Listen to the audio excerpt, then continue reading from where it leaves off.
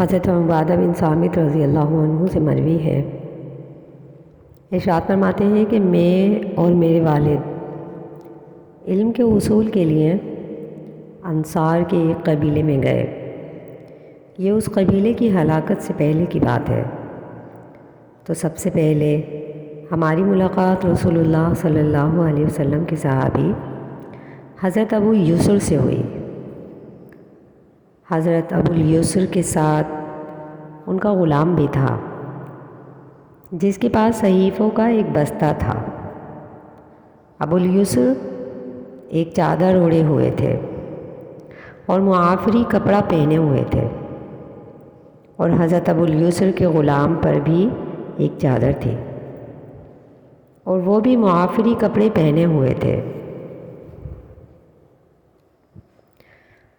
حضرت عبادہ رضی اللہ عنہ فرماتے ہیں کہ میرے والد نے ان سے کہا، اے چچا، میں آپ کے چہرے میں ناراضگی کے اثرات دیکھ رہا ہوں۔ انہوں نے ارشاد فرمایا، فلاں بن فلاں کے اوپر میرا کچھ مال تھا۔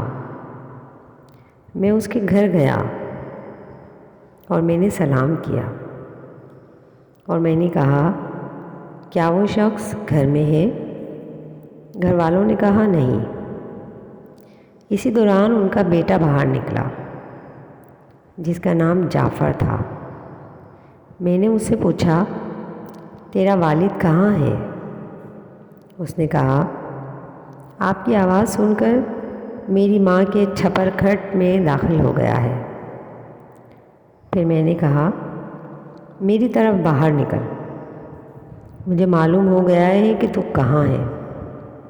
پھر وہ باہر نکلا تو میں نے اسے کہا، تو مجھ سے چھپا کیوں تھا؟ اس نے کہا، اللہ کی قسم، میں آپ سے بیان کرتا ہوں اور آپ سے جھوٹ نہیں کہوں گا۔ اللہ کی قسم، مجھے آپ سے جھوٹ کہتے ہوئے ڈر لگتا ہے، اور مجھے آپ سے وعدہ کرنے کے بعد اس کی خلاف ورزی کرتے ہوئے خوف معلوم ہوا، کیونکہ آپ اللہ کے رسول کے صحابی ہیں، اور اللہ کی قسم میں ایک تنگ دست آدمی ہوں۔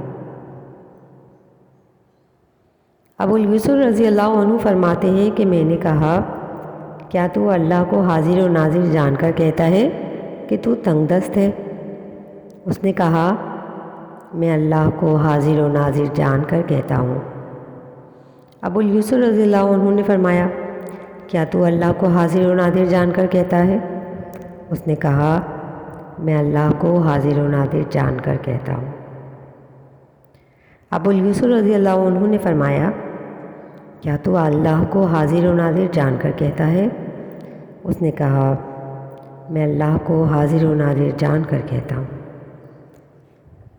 حضرت ابو یسر رضی اللہ عنہ نے وہ کاغذ جس پر قرض لکھا ہوا تھا منگوا کر اپنے ہاتھ سے اسے مٹا دیا اور فرمایا، اگر تو پیسے پائے تو اسے ادا کر دینا، ورنہ میں تجھے قرض معاف کرتا ہوں۔